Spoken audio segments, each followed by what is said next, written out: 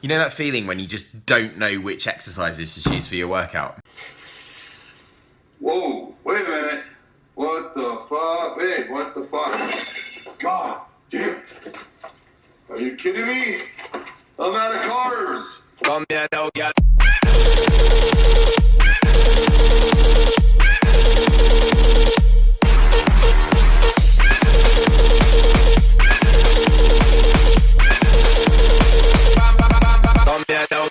Let's just look at me doing a few different exercises and we'll talk through why I'm doing them. Exercise number one, we've got a weighted dip.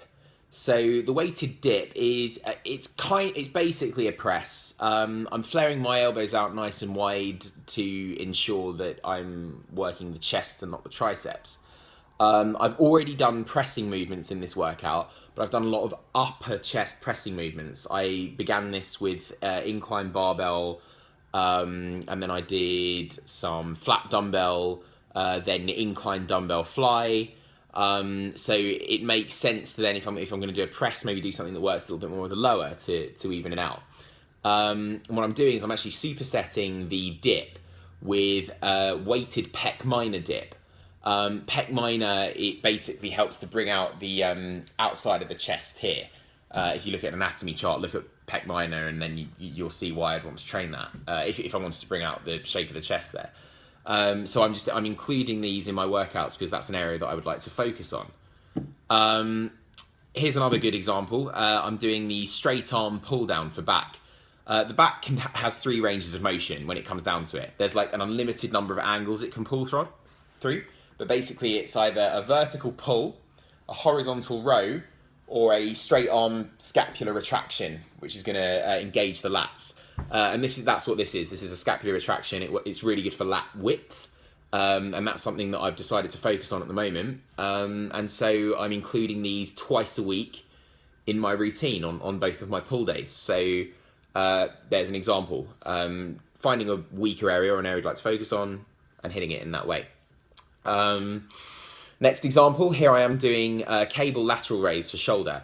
The anterior head of the deltoid, the front of the shoulder, gets overworked on everyone through loads of pressing movements. The front of the shoulder is getting worked all the time. So when I'm choosing shoulder exercises to include in my routine, I focus more on the lateral head, so the one get out to the side, and the rear delts out to the back. And you can tell I'm using a nice, slow, controlled form, working the shoulder through its full range of motion, but in particular, I'm putting a lot of stress on that medial head of the deltoid. Last example here is a dumbbell kickback for tricep. And this is, it's at the end of my workout, and I want to work that extension where the arm is parallel to the body and more lateral head can get worked. I can really twist the wrist out and hit that lateral head. I've done a lot of long head movements already. I've done closed grip bench, I've done French press overhead, I've done skull crushes. So the reason I choose the kickback is that I'm able to then do that extension with the arm close to the body, and hit a bit more of that lateral, make sure that as much of all three of those muscle heads is getting worked. But what wouldn't make any sense is for me to do, for example, dumbbell kickback and then straight arm extension on the cable, and then a rope extension, and then reverse grip, one arm cable extension, because it's all essentially the same movement. So you want to tactically select movements to work a muscle through its full range of motion throughout the whole workout. And that's how you should think of it. And also, if you train a muscle more than once a week, then think of the ranges of motion that you're working and the rep ranges that you're working throughout that whole week. It doesn't have to all be done in one workout. Why would you choose to do a certain movement or certain series of movements in a workout? How do you choose that? When it comes down to it, you can talk about loads of different aspects, but there are two main points that you need to think about. Number one, what does the muscle that you're trying to train do? Let's take the chest, for example. When it comes down to it, the chest pulls the humerus, the upper arm, across the body. So that means I want to think about movements that do that. And if I choose a press of some kind, that's going to be hitting a lot of the mid-range of the chest, a lot of this, right? So if I go from that press into, say, a cable crossover, and I do that, that's the same movement, right? Effectively. So I've trained the same range of motion twice. But the chest can do a lot more than that. Its fully stretched position is right back here, and its fully shortened position is with the upper arm right in there. So why wouldn't I train those movements? Why would it make more sense to include a press and a fly of some description, and maybe some angled work to shift the focus of the tension more onto the upper chest? So there's number one. You should choose an exercise that uses a muscle through different ranges of motion.